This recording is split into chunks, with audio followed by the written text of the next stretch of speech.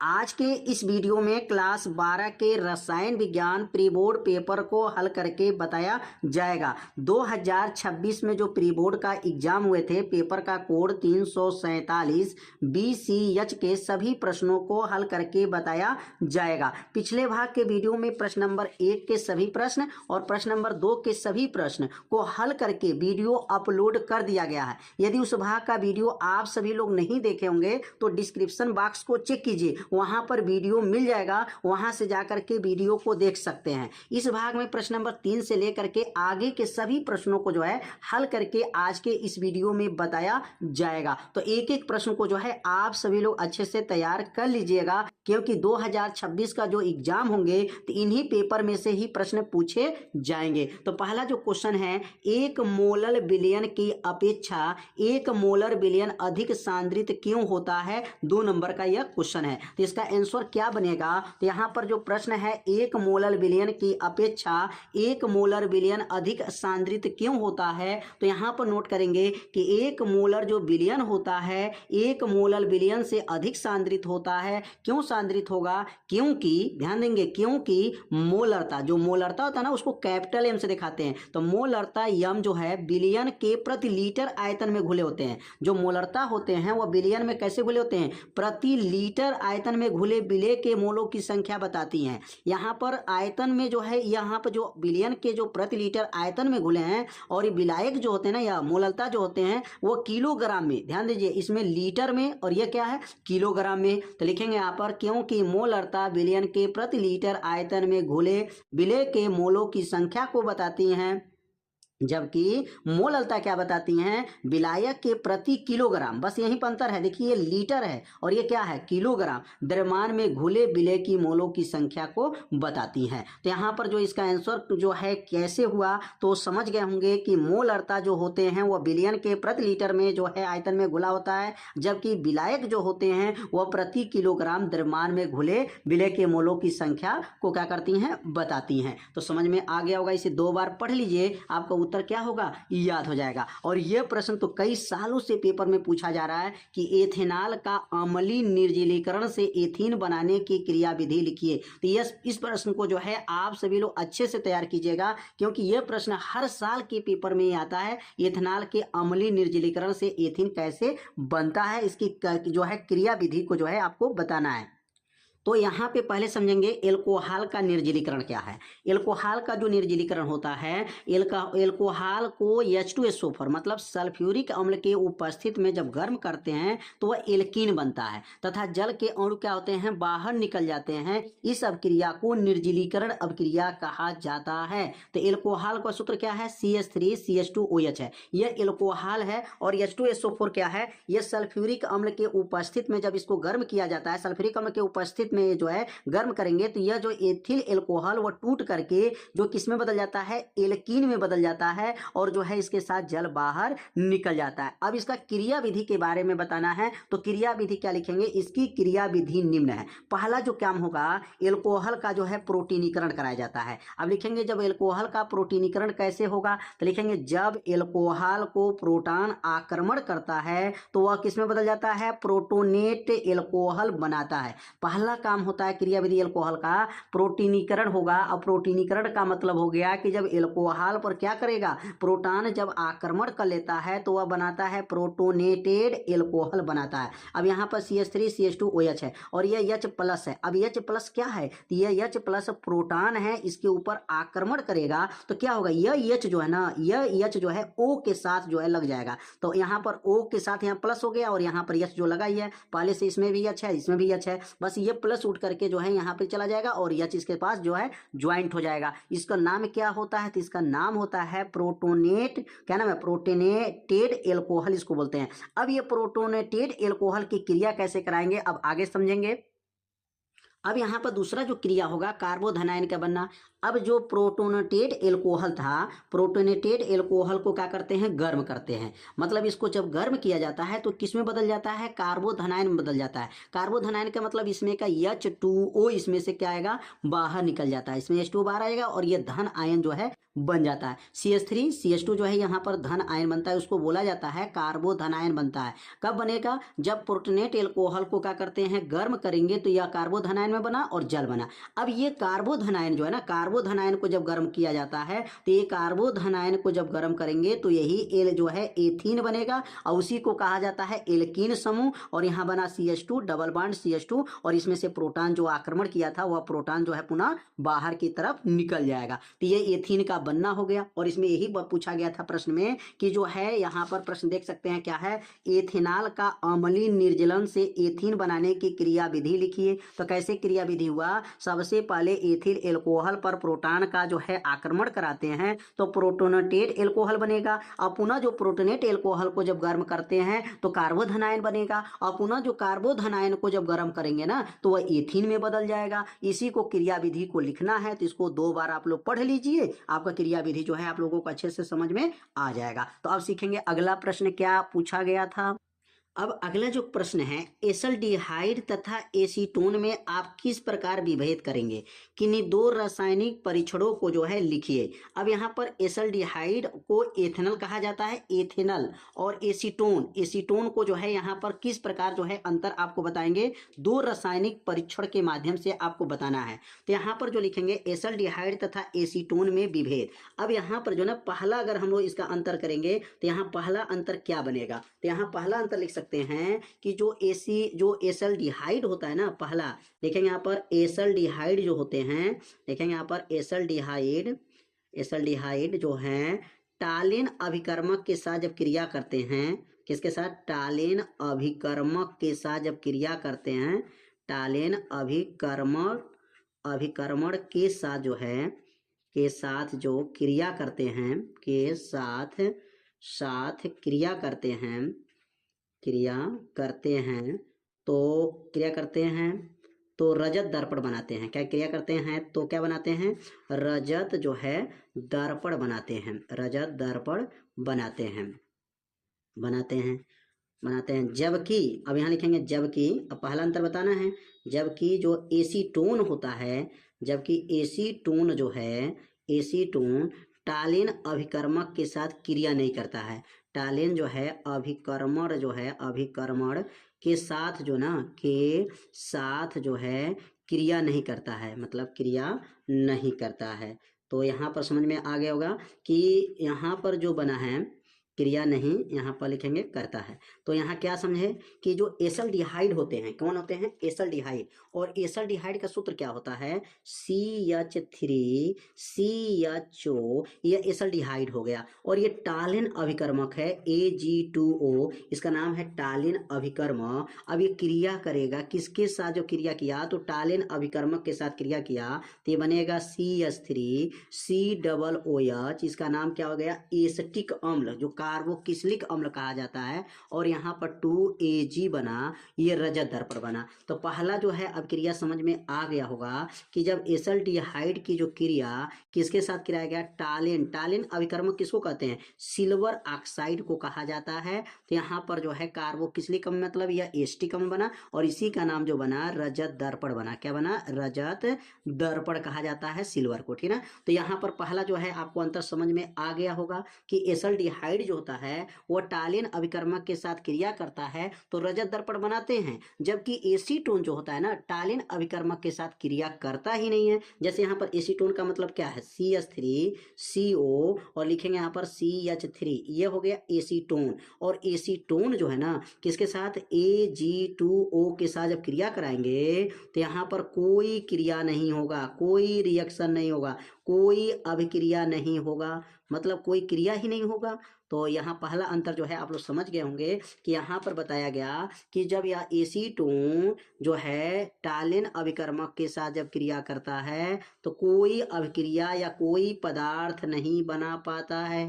पहला जो है अंतर आप लोग समझ गए होंगे। अब दूसरा परीक्षण के साथ अंतर समझेंगे। दूसरा परीक्षण में अंतर क्या है, अब यहाँ 2 लिखेंगे दूसरा अंतर में। अब दूसरा अंतर में लिखेंगे कि जो एसल्डिहाइड होते हैं ना, एसल्डिहाइड क्या लिखेंगे यहाँ पर, एसल्डिहाइड जो होते हैं वो फेलिंग विलयन के साथ, क्या लिखेंगे, एसल्डिहाइड फेलिंग विलयन के साथ, फेलिंग विलयन लिख देंगे यहाँ पर, फेलिंग जो है विलयन विलयन के साथ, फेलिंग विलयन के साथ जब गर्म किया जाता है, के साथ जब गर्म किया जाता है, गर्म किया जाता है तो क्या बनाता है यहाँ पर, गर्म किया जाता है तो क्यूपरस, क्या लिखेंगे यहाँ पर, क्यूपरस जो है ऑक्साइड, क्यूपरस जो है ऑक्साइड जो है बनाता है, क्यूपरस ऑक्साइड ऑक्साइड तथा यहाँ लिख देंगे एसिटिक अम्ल बनाता है, एसिटिक जो है अम्ल बनाता है, एसिटिक अम्ल बनाता है जबकि लिखेंगे यहाँ पर, जबकि क्या लिखेंगे, जबकि एसीटोन जो है, जबकि एसीटोन जो है ना, एसीटोन जो है फेलिंग विलयन के साथ, क्या लिखेंगे, एसीटोन जो है फेलिंग विलयन के साथ, फेलिंग विलयन के साथ क्रिया नहीं करता है, फेलिंग विलयन के साथ जो है क्रिया नहीं करता है, के साथ जो है क्रिया नहीं करता है। कितना आसान है, बस थोड़ा सा ध्यान देना है। तो यहाँ एसल्डिहाइड की जो है क्रिया कराएंगे, तो एसल्डिहाइड की जब क्रिया कराएंगे किसके साथ, यहाँ लिखेंगे CH3CHO, यह एसल्डिहाइड हो गया। और यहाँ पर जो है कापर का ऑक्साइड है, तो यह कापर का ऑक्साइड इसको कहते हैं फेलिंग विलयन के साथ जब क्रिया करेगा तो यहाँ बनेगा CH3COOH बन जाएगा, और यहाँ बनेगा यहाँ पर Cu2O, इसको कहते हैं क्यूपरस का ऑक्साइड कहा जाता है, क्यूपरिक जो है ऑक्साइड Cu2O हो जाएगा। तो यहाँ पर जो देख रहे हैं ये क्रिया किसके साथ हुआ, फेलिंग विलयन के साथ जो क्रिया हुआ तो क्या बना, तो एसिटिक अम्ल बन गया, और उसके साथ क्या बना, क्यूपरस का जो है ऑक्साइड बन गया। और जबकि जो है अगर एसीटोन ले लेते हैं, एसीटोन का सूत्र क्या है, CH3CO, एसीटोन लेकर के जो गर्म करेंगे किसके उपस्थिति में, CuO के साथ क्रिया करेंगे, तो यहाँ कोई अभिक्रिया नहीं होगा, क्या लिखेंगे यहाँ पर, कोई अभिक्रिया नहीं होगा। तो अंतर जो है आप लोग समझ गए होंगे, लिखेंगे कोई अभिक्रिया नहीं होगा, कोई अभिक्रिया नहीं है। यहाँ पे लिखेंगे कोई अभिक्रिया जो है, ऊपर लिख देंगे कोई अभिक्रिया नहीं है, नहीं होगा, है ना, कोई अभिक्रिया नहीं है, मतलब इसमें कोई अभिक्रिया नहीं होगा, इसमें भी कोई अभिक्रिया नहीं होगा। किसके साथ, यहाँ पर जो है टालेन अभिकर्मक के साथ क्रिया कराए, और यहाँ पर जो क्रिया किसके साथ करा रहा है, यहाँ पर जो क्रिया हो रहा है कि यहाँ पर जो है फेलिंग विलयन के साथ क्रिया कराए, कोई अभिक्रिया जो है यहाँ पर भी नहीं होगा। तो ये अंतर जो है दो आप लोग अच्छे से समझ गए होंगे। तो अब सीखेंगे अगला प्रश्न क्या है, अगला प्रश्न क्या पूछा गया है। अब अगला जो प्रश्न दिया गया है कि ग्लूकोज अणु में 5 OH समूह होते हैं और एक जो है CHO समूह उपस्थित होते हैं, रासायनिक समीकरण देते हुए समझाइए। ग्लूकोज के अंदर जो है 5 OH समूह होते हैं और एक जो है एल्डिहाइड समूह उपस्थित होते हैं, इनका रासायनिक समीकरण देते हुए जो है आपको समझाना है। तो यहाँ पर ग्लूकोज में पहले लिखेंगे, यहाँ पर ग्लूकोज में जो है एक एल्डिहाइड समूह पहले समझ लेते हैं, उसके बाद से 5 जो है OH समूह के बारे में समझ लेते हैं। तो यहाँ लिखेंगे ग्लूकोज में एक एल्डिहाइड समूह उपस्थित। अब ग्लूकोज में जो एक जो है एल्डिहाइड मतलब CHO समूह इसके अंदर रहता है। जब ग्लूकोज को ब्रोमीन जल के उपस्थित में ऑक्सीकरण कराने पर ग्लूकोनिक अम्ल बनता है। क्या बनता है, ग्लूकोनिक अम्ल बनता है। ये रासायनिक समीकरण आपको लिखना पड़ेगा। ये ग्लूकोज है, ग्लूकोज का सूत्र क्या होता है, CHO होता है, एक एल्डिहाइड है, और यहाँ CHOH 4 है यहाँ पर है, और CH2OH यहाँ पर एक है। तो इसको जब क्रिया कराएंगे किसके साथ, ऑक्सीकरण के साथ क्रिया कराएंगे, किसके उपस्थित में, ब्रोमीन जल के उपस्थित में जब क्रिया कराएंगे तो यह जो बनेगा ग्लूकोनिक अम्ल बनता है। अब ग्लूकोनिक अम्ल बनने से यह अभिक्रिया से क्या स्पष्ट होता है, तो लिखेंगे इस अभिक्रिया से स्पष्ट होता है कि ग्लूकोज में एक एल्डिहाइड समूह उपस्थित होता है। ग्लूकोज में क्या होता है, एक एल्डिहाइड समूह जो है उपस्थित होता है। इस अभिक्रिया से क्या साबित हुआ, तो देख रहे इसमें एक ही CHO समूह है और यह जो है ऑक्सीजन के साथ जो ऑक्सीकरण के साथ जो है ग्लूकोनिक अम्ल बना लिया। तो इससे स्पष्ट हुआ कि ग्लूकोज में एक जो है एल्डिहाइड समूह उपस्थित होता है। अगला जो हम लोग पढ़ेंगे, ग्लूकोज में 5 OH समूह उपस्थित होता है। अब 5 OH समूह जब उपस्थित रहेगा कैसे होगा, तो लिखेंगे जब ग्लूकोज को एसिटिक एनहाइड्राइड से क्रिया कराने पर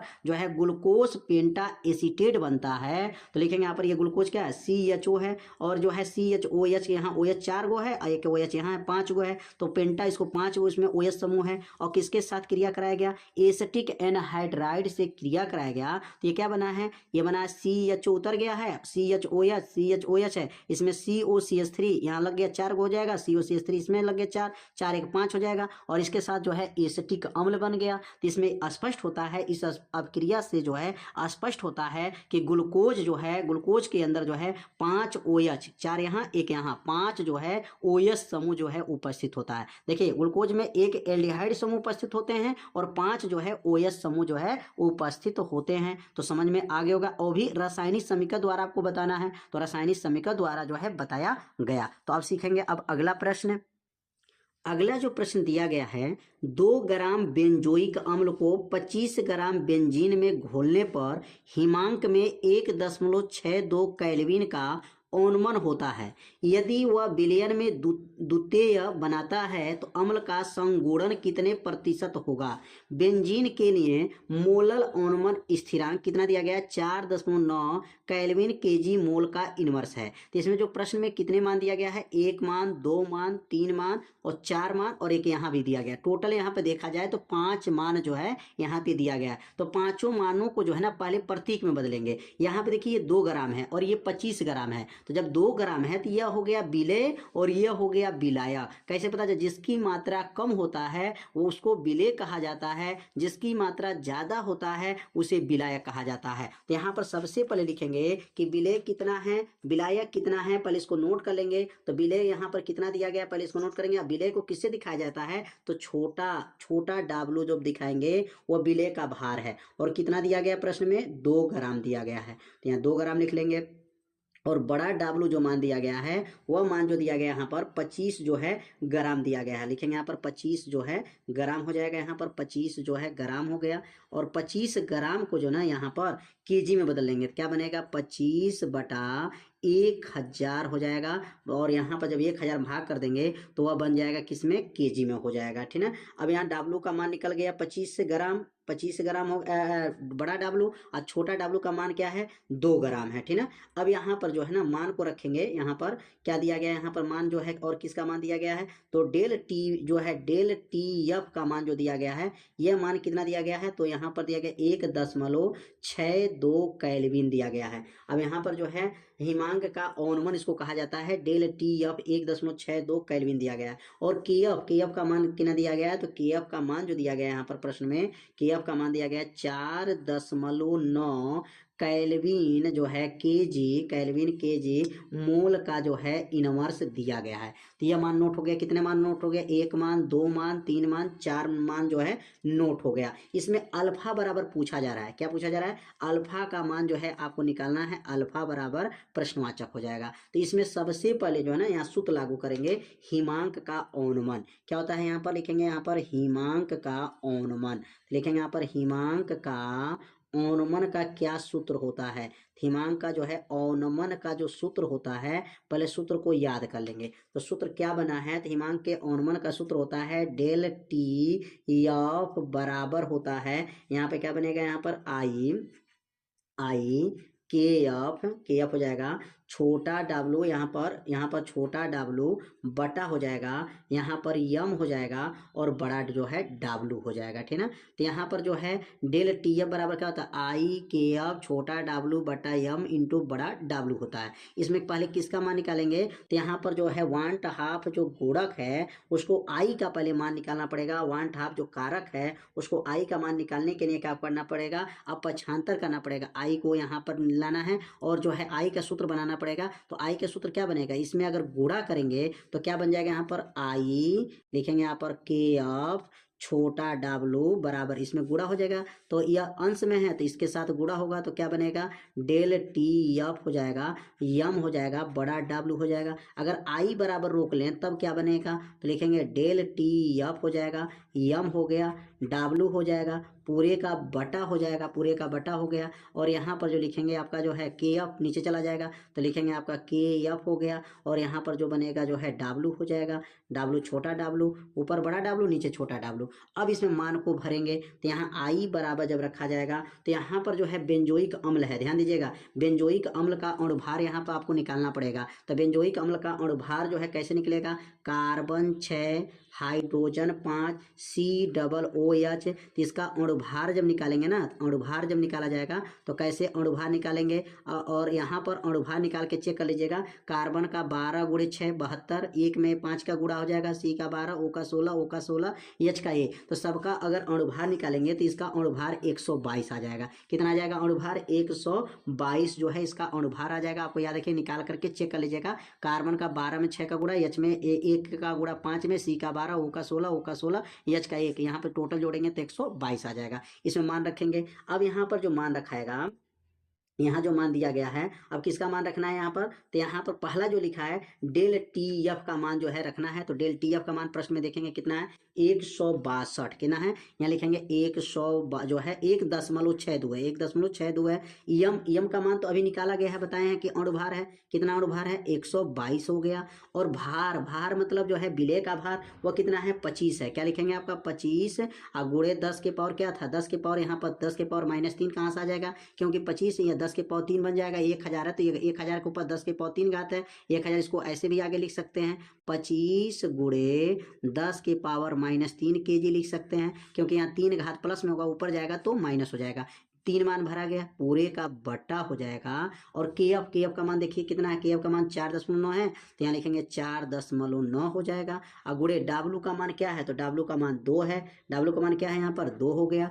अब 2 से जो है कौन कटेगा? तो 2 से तो ये कट सकता है, ये भी कट सकता है। 2 से इसको काट देंगे, 122 को काटेंगे, क्या बनेगा? 122 को काटेंगे तो 61 बार में 6 दूनी 12, 2 1 2, 61 हो गया। 61 का गुणा इसमें कर लेंगे तो क्या बनेगा? I बराबर 1.62 गुणे 61 हो जाएगा, गुणे 25 हो जाएगा, गुणे 10 के पावर क्या है? -3 हो जाएगा। पूरे का बटा हो जाएगा। और नीचे क्या बचेगा? 4.9 हो जाएगा। अब तीनों का जो है गुणा करेंगे तो I का मान निकल जाएगा। तो तीनों का गुणा करने पे कितना आएगा? 2470 दशमलव जो है 5 आ जाएगा। और गुणे 10 के पावर क्या है? -3 है। पूरे का बटा क्या है? 4.9 है। अब दोनों का दशमलव आपस में क्या है? बराबर है। दशमलव को हटा देंगे तो I बराबर क्या बनेगा? I बराबर बनेगा 24 जो है 70 था, तो 24 70 जो है दशमलव हट जाएगा, 24,705 हो गया। नीचे 49 हो जाएगा। और गुणे 10 के पावर क्या बनेगा? -3 हो गया। अब I बराबर आ जाएगा 49 में जब भाग कर देंगे ना तो इसका मान कितना आएगा? तो 49 में जब भाग करेंगे तो ये आ जाएगा 504 दशमलव जो है 504.18 आ जाएगा। और गुणे 10 के पावर क्या बनेगा? -3 आएगा। अगर ये -3 को हटा दें तो 3 स्थान दशमलव इधर आगे आ जाएगा। तो I बराबर क्या बनेगा? 5.0418 हो जाएगा। ये जो मान निकला किसका मान निकल गया? तो ये लिखेंगे यह मान जो है इसके आगे कितने स्थान दशमलव? 3 स्थान दशमलव कुछ कहना है ना, 1 2 3 यहाँ दशमलव लगेगा। यह जो है दशमलव यहाँ पर 5 के आगे चला जाएगा, क्योंकि 3 स्थान दशमलव कुछ कहना है। तो यह जो है यहाँ पर जब दशमलव लगेगा तो क्या बनेगा? यहाँ पर 0.5048 हो जाएगा। ये किसका मान निकल गया? तो यह वांट हाफ कारक है। क्या नाम है इसका? नाम है वांट हाफ कारक। पहले I की गणना कर लिया गया। तो I का मान जो निकला है समझ में आ गया होगा कैसे I का मान निकालें। जब तक I का मान नहीं निकलेगा ना तब तक अल्फा का मान नहीं निकाल पाएंगे। तो अल्फा का मान निकालने के लिए अब यहाँ पर एक फार्मूला लागू करेंगे और उसी फार्मूला के सहायता से जो है अल्फा का मान निकाला जाएगा। तो अब अगला जो है यहाँ पर जो सूत्र बनेगा, अब ये तो I का मान निकल गया। अब यहाँ I का जो है सूत्र के सहायता से अल्फा का मान निकालेंगे। तो सूत्र क्या होता है? अब अगला लाइन में यहाँ सूत्र लिखेंगे कि I बराबर होता है, सूत्र होता है 1 - अल्फा प्लस होता है अल्फा बटा n। अब इस सूत्र से जो है अल्फा का मान निकालेंगे। अब इसमें n का मान क्या है? तो कितनी संख्या दिया गया है? तो एक बार संख्या को देख लेते हैं कि प्रश्न में क्या दिया गया है। यहाँ बोला गया है बिलियन में द्वितीय जो बताया, द्वितीय जो है तो इसका मतलब n का मान 2 रखना है। n का मान क्या रखना है? 2 रखना है। तो यहाँ लिखेंगे n बराबर 2 रखने पर, अब देखिए I का मान निकल चुका है, ये I का मान है, यहाँ भी I का मान रख देंगे। तो लिखेंगे यहाँ पर n बराबर 2 रखने पर। अब n बराबर 2 रखने पर कहाँ से आ गया? क्योंकि प्रश्न में बताया गया है कि n के जगह पे 2 रखना है। जब n के जगह पे 2 रखेंगे I का मान क्या है? तो कहेंगे I का मान 0.50 4 1 8 हो जाएगा बराबर 1 माइनस अल्फा हो जाएगा प्लस अल्फा हो गया बटा में 2 हो जाएगा। तो ये लाइन समझ में आ गया कि n के जगह पे 2 रखना, प्रश्न में कहा गया द्वितीय तो द्वितीय रखा गया। अब ये 1 को जो ना ये 1 को यह पक्षांतर कर देंगे, 1 इधर आएगा तो ये +1 है, पक्षांतर करेंगे तो क्या बनेगा माइनस हो जाएगा। तो यहाँ पे क्या बनेगा 0.5048 माइनस 1 हो जाएगा बराबर। अब 2 में अल्फा का गुणा करेंगे तो 2 में अल्फा का गुणा करेंगे तो -2 अल्फा प्लस अल्फा पूरे का बटा 2 हो गया। अब इतना में से जो है इतना में से एक को क्या करना है घटा देना है। तो घटाने पर लगभग मान कितना आ जाएगा, तो घटाने पर जो मान आएगा अब ये मान को पहले क्या करेंगे यहाँ पर नोट कर लेंगे। मान नोट करने के बाद से ना इसमें से एक अल्फा में से कितने अल्फा को घटाना है, तो एक अल्फा में से जब देखिए यहाँ एक अल्फा में से जब 2 अल्फा को घटाएंगे तब क्या बनेगा। तो ये मान पहले देखिए यहाँ थोड़ा सा जगह कम पड़ रहा है तो अब यहाँ पर जो है पन्ना को हम पलटते हैं। अब यहाँ से इसको सॉल्व करते हैं हम आगे। अब इसमें से जो है एक को घटा देंगे तो क्या बनेगा माइनस हो जाएगा 0.496 लगभग मान आ जाएगा। और इसमें से एक अल्फा में से 2 अल्फा घटाएंगे तो माइनस अल्फा बटा 2 हो जाएगा।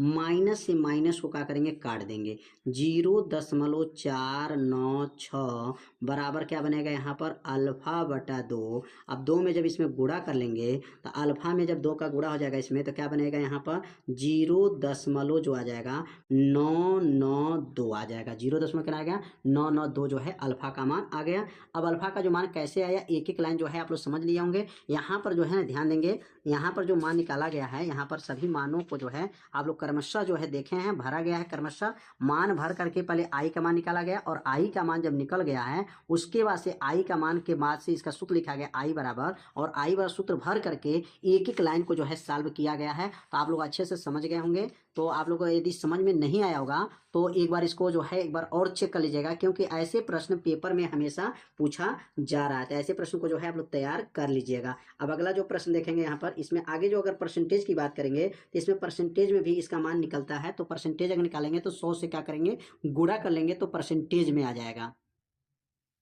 तो यहाँ 100 से गुणा कर लेते हैं तो क्या बन जाएगा 100 से जब गुणा करेंगे तो ये परसेंटेज आ जाएगा। तो 2 स्थान दशमलव को सूख जाएगा, 99.2% जो है मान निकल गया। इसी का गणना करना था, अल्फा की गणना करना था, तो अल्फा का मान 99.2% आ गया। तो उम्मीद करते हैं ये प्रश्न आप लोगों को अच्छे से समझ में आ गया होगा। तो अब सीखेंगे अगला प्रश्न क्या है। अब अगला प्रश्न दिया गया है संक्षारण क्या होता है। यहाँ बताना है कि संक्षारण क्या होता है। किसी धातु को संक्षारण को रोकने के लिए किन्हीं 2 विधियों का उल्लेख कीजिए। 2 नंबर का क्वेश्चन है। तो संक्षारण का मतलब जंग लगना, लोहे के ऊपर जो है जंग लग जाना ही क्रिया क्या कहलाएगा संक्षारण। तो इसकी परिभाषा बताना है और उसको रोकने की जो है 2 उपाय भी आपको बताना है। तो इसका उत्तर क्या बनेगा।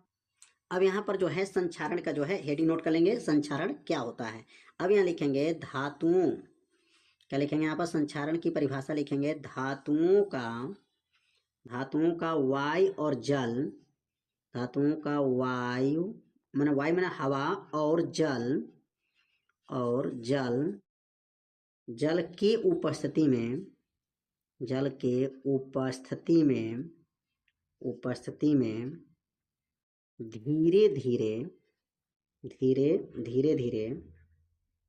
धीरे क्या होना क्षय होना धीरे धीरे क्षय होना संक्षारण कहलाती हैं, धीरे धीरे क्षय होना संक्षारण कहलाती हैं। जैसे में जो है जैसे लिख सकते हैं। अब यहाँ पर जो है जैसे क्या होगा इसका संक्षारण में कि कब ये घटना घटती है जब लोहे पर जंग लग जाता है। तो लिखेंगे यहाँ पर लोहे पर जो है जंग लगना भी क्या कहलाता है संक्षारण कहलाता है, जंग लगना। और दूसरा लिख सकते हैं यहाँ पर जो तांबे और पीतल पर जो होते हैं ना, तांबे तथा पीतल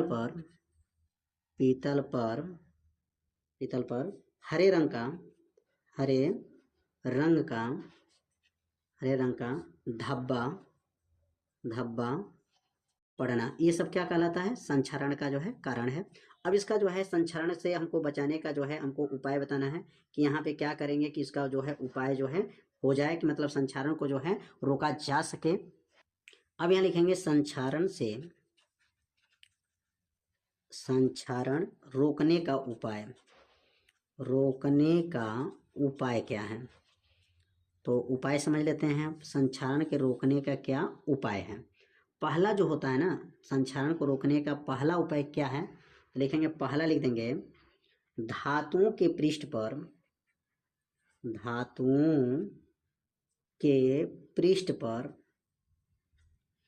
पर क्या लगा करके? पेंट करके संक्षारण को रोका जाता है। संक्षारण को रोका जाता है। दूसरा यसद लेपन द्वारा। क्या लिखेंगे? यसद लेपन द्वारा होता है। लिखेंगे दूसरा जो लिखेंगे, यसद लेपन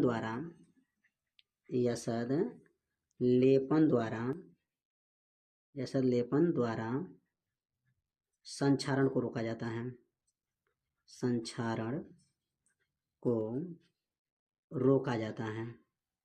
तो दो जो है यहाँ पर जो है इसका उपाय हो गया, धातुओं के पृष्ठ पर पेंट करके संक्षारण को रोका जाता है, और यसद लेपन, क्या लिखेंगे? यसद लेपन द्वारा जो है संक्षारण को रोका जाता है। तो अब अगला जो प्रश्न देखेंगे, अगला प्रश्न क्या दिया गया है, अब बताना। यहाँ प्रश्न जो दिया गया है, किसी रासायनिक अभिक्रिया की आणविकता तथा कोट में अंतर बताइए। आणविकता तथा कोट में जो है आपको अंतर स्पष्ट करना है यहाँ पर, और उसके बाद से बताना इसमें यहाँ पर कि अभिक्रिया के अर्ध आयु के लिए व्यंजक प्राप्त कीजिए। इसका जो है अर्ध आयु का जो है व्यंजक जो है हमको प्राप्त करना है। पहले अंतर समझ लेते हैं, उसके बाद से इसका अर्ध आयु का जो है व्यंजक का सूत्र का जो है निगमन करके बताएंगे। तो अब यहाँ पर जो है आणविकता तथा कोट में जो है अंतर बताना है। तो एक तरफ जो है आणविकता लिख दीजिए और एक तरफ जो है कोट लिख दीजिए।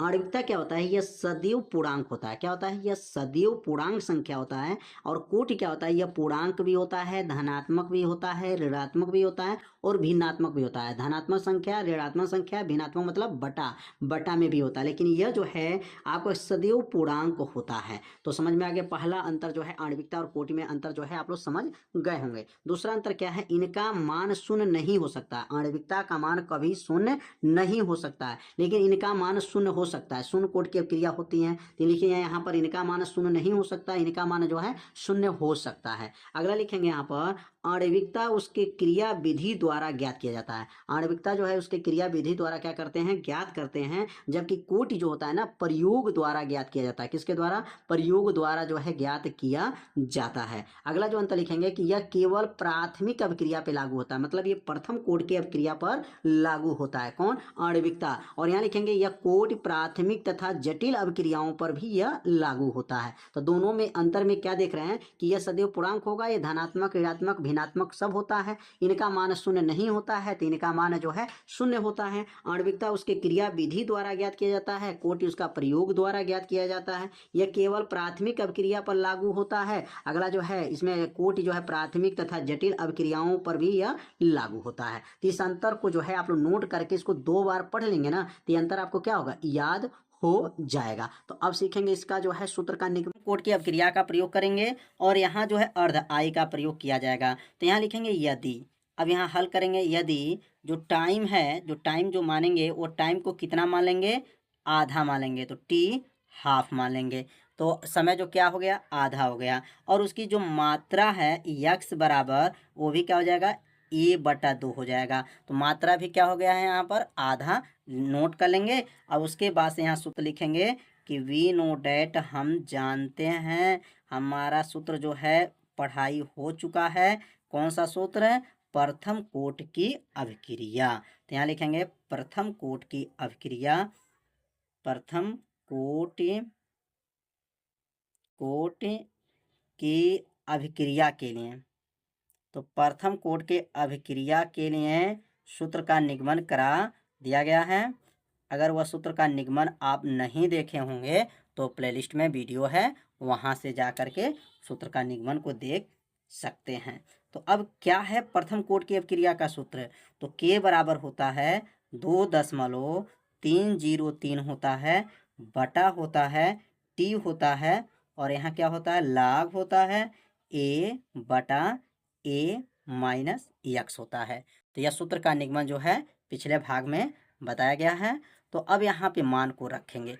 अब ये जो टाइम है वो टाइम के जगह पर अब टी नहीं लिखेंगे करके, अब वहाँ पे क्या लिखेंगे, टी हाफ लिखेंगे, और यक्स के जगह पे क्या लिखेंगे, a/2 लिखेंगे, और लिख करके इसको सॉल्व करेंगे। सॉल्व करने में जो आंसर आ जाएगा यही आपका क्या होगा, संबंध आ जाएगा। तो अब इसको मान भरेंगे। अब k बराबर 2.303 बटा, अब ये टी जो है टी को हटा देंगे और इसके स्थान पर क्या लिखेंगे, टी हाफ हो जाएगा, लाग हो जाएगा, और यहाँ लिखेंगे, यहाँ पर ध्यान दीजिएगा ये 10 यहाँ पे रहता है 10, अब यहाँ लिखेंगे 10 और यहाँ ए, तो आपका ए हो गया बटा, अब ए हो जाएगा माइनस। अब यक्स के जगह पे क्या रखेंगे, तो याद रखेंगे यक्स के जगह पर a/2 रखेंगे। क्या रखेंगे, a/2, क्योंकि इसकी मात्रा आधा हो चुका है तो a/2 हो जाएगा। अब अगला लाइन लिखेंगे तो अगला लाइन क्या बनेगा, k बराबर 2.303 बटा टी हाफ हो गया, लाग हो जाएगा 10 हो जाएगा, और a बटा, और 2 में a का गुणा करेंगे तो यह होगा 2a में से a को घटा देंगे तो 2a माइनस a पूरे का बटा क्या होगा 2 हो जाएगा। तो यह लाइन समझ में आ गया होगा। क्या किए हैं, इसमें से 2 में a का गुणा करेंगे 2a माइनस a बटा 2 हो जाएगा। अब ये जो 2 है, अब ये 2 सबसे ऊपर चला जाएगा यहाँ पे और यहाँ चला गया, और इसमें 2a में से a को क्या कर देंगे, घटा देंगे। तो अब यहाँ नोट करेंगे k बराबर 2.303 बटा टी हाफ, और यहाँ लिखेंगे लाग 10, और ये 2 ऊपर चला जाएगा तो 2a बटा, अब 2a में से जब a को a घटा देंगे तो 2a में से जब a घट जाएगा तो क्या बचेगा, तो यहाँ बचेगा सिर्फ a बचेगा। अब यहाँ क्या होगा, a से a को क्या करेंगे, काट देंगे। काटने के बाद से अब अगला लाइन लिखेंगे k बराबर 2.303 बटा टी हाफ, और यहाँ लिखेंगे लाग 10, और जब a से a कट गया तो क्या बचा है, जब a से कट गया तो बचा 2, अब यहाँ लिखेंगे 2। अब लाग 2 का मान क्या होता है, अब यहाँ पे लाग 2 का मान को नोट करेंगे और उसके बाद से क्या करेंगे, गुणा करेंगे। तो अब अगला लाइन लिखेंगे k बराबर 2.303 लाग 2 का मान याद रखेंगे 0.30, और यहाँ लिखेंगे 10 मैंने 10 मैंने 0.3010 होता है, किसका मान है, तो ये लाग 2 का मान होता है। सारणी में आप देख सकते हैं, लघुगणक सारणी में, तो इसलिए यहाँ पे मान को आप याद रख लीजिए। लाग 2 का मान 0.3010 होता है, बटा क्या हो जाएगा, टी हाफ हो गया। अब ये दोनों का जब गुणा कर लेंगे, 2.303 का गुणा 0.3010 में गुणा कर लेंगे तो गुणा करने पाएगा 0.693 लगभग में आ जाएगा, और यही हमारा क्या हो जाएगा, उसका आंसर हो जाएगा। तो गुणा करने पर इसका जो आंसर आएगा क्या आ जाएगा, 0.693 बटा टी हाफ 1/2।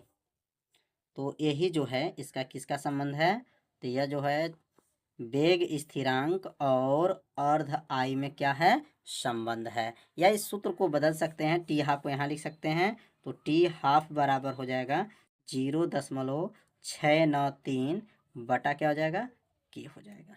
अब अगला जो प्रश्न दिया गया है, यहाँ पर पोटेशियम परमैंगनेट बनाने की विधि को बताना है। तो पोटेशियम परमैंगनेट कैसे बनता है, इसको बनाने की जो है विधि का बारे में पूछा गया है। तो यहाँ पर हेडिंग नोट कर लेंगे, पोटेशियम परमैंगनेट बनाने की विधि। तो पोटेशियम परमैंगनेट कैसे बनता है, तो सबसे पहले क्या लेना पड़ेगा, मैग्नीज डाई ऑक्साइड, उसका नाम क्या होता है, MnO2 की Y के उपस्थित में पोटेशियम हाइड्रोक्साइड KOH के साथ जब गर्म करने पर पोटेशियम मैग्नीट बनता है। इसे CO2 गैस प्रवाहित करने पर पोटेशियम परमैंगनेट बनता है। यहाँ पर सबसे पहले जो है ना, मैग्नीज डाई ऑक्साइड को ले लेंगे, और ये Y हो जाएगा, मतलब ऑक्सीजन हो गया, और ये पोटेशियम हाइड्रोक्साइड KOH के साथ जब मिला करके, जब ये तीनों पदार्थ को मिला करके जब गर्म करेंगे तो यहाँ पर बनेगा पोटेशियम मैग्नेट K2MnO4, उसके साथ जल भी प्राप्त होता है।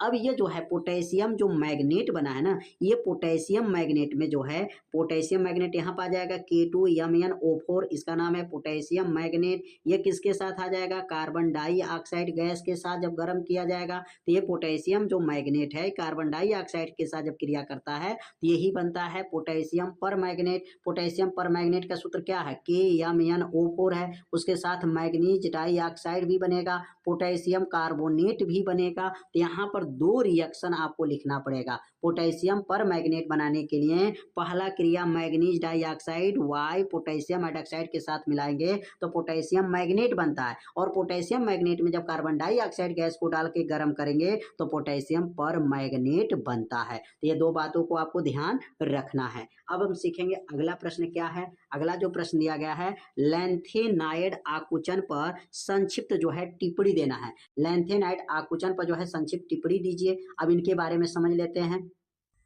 तो अब यहाँ पे नोट कर लेंगे, लैंथेनाइड श्रेणी में जो है आकुचन क्या है, तो लिखेंगे लैंथेनाइड आकुचन। तो आकुचन का मतलब अर्थ क्या होता है, जब लैंथेनाइड श्रेणी में बाएं से दाएं जाने पर, कहाँ से, बाएं से जब दाएं जाने पर उनके परमाणु का आकार धीरे धीरे घटता है, उसे लैंथेनाइड आकुचन कहते हैं। तो इसमें केवल पूछा गया लैंथेनाइड आकुचन जो है का जो है टिप्पणी देना है, मतलब इस पर परिभाषा बताना है। तो लैंथेनाइड आकुचन क्या होते हैं, जब लैंथेनाइड श्रेणी में जो है बाएं से जब दाएं जाते हैं तो उनके परमाणु का जो आकार होता है वह धीरे धीरे क्या हो जाता है, घटते जाता है, उसी को कहा जाता है लैंथेनाइड जो है आकुचन कहते हैं। तो यह प्रश्न जो है आप लोग अच्छे से समझ गए होंगे।